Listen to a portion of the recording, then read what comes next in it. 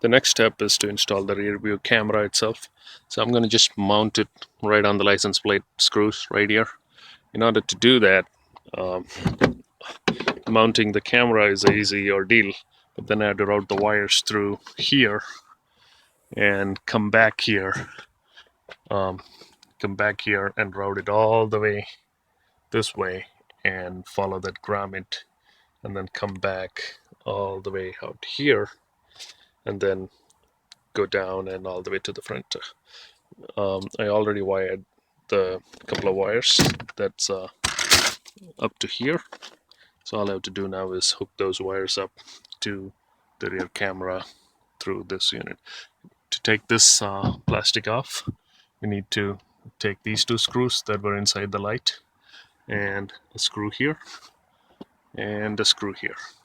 So once you take that off, this panel will like drop a little bit, so it'll have room for us to fish a wire through.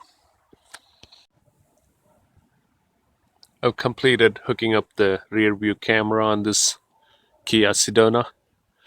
It goes on the license plate here, as you can see. It's a pretty good camera actually. And the wire, I hooked it up to run from here into the left lights here. And then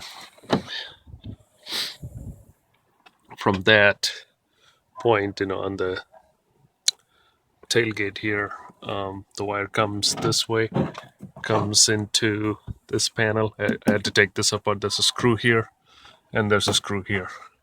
So go in order, take this first, then this, and then this. So took this apart and it comes all the way here, and then I had to punch through, come out here and into this, and then out this way all the way to here. And those are the wires you're seeing here. There's 3 wires in total. One is the video signal that goes to the head unit, and the other one is the power that's coming from the accessory input, which is a cigarette lighter input, to the camera.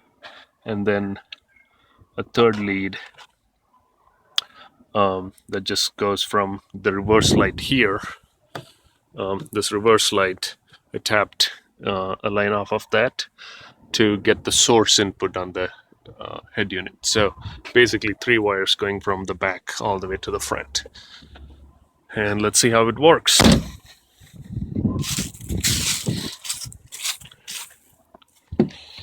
All right. The Sony unit is coming up. All right. So here are the options.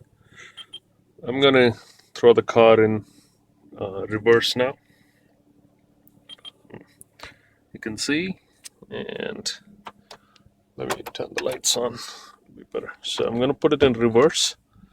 So instantly, camera switches to the rear view mode, and the resolution is pretty good actually. And you could see the camera is slightly focusing upward. I need to put the focus down and make it point down a little bit, but clearly you can see it's in the picture seems to be real good. Okay, now if I put it in drive, it'll change back to the menu. But on the other hand, if I hit the rear camera while driving, it's in drive.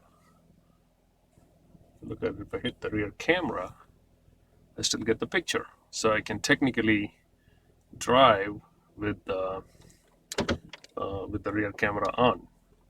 I'm just reversing now. As you can see, I'm closer to my other car, and then I can put it to drive and actually drive forward. So it's kind of interesting to see how we could do both inputs. That's because the camera is powered with this ACC, so it can be turned on anytime when the car is on, and the input trigger when you put it on reverse runs from the reverse light. I have to tell, it is a lot of wire routing, especially on the lift gate in the back. I had to drill one spot to get the RCA cables through from the license plate area into the inner panel. But other than that, it was minimal in terms of drilling or anything, but it's just a lot of wire routing. I also put the Bluetooth microphone up here. I eventually will put it out here so it'll hide behind here a little bit.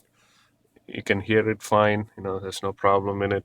The reason I did that, and I was supposed to put it on the visor here, but you had to route it through here to get to the visor.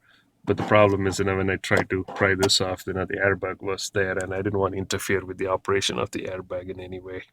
So I'm just putting the microphone off the Bluetooth right here, and it works fine. So that's it, folks. That's how you hook up a rear view camera and the stereo receiver on a Kia Sedona.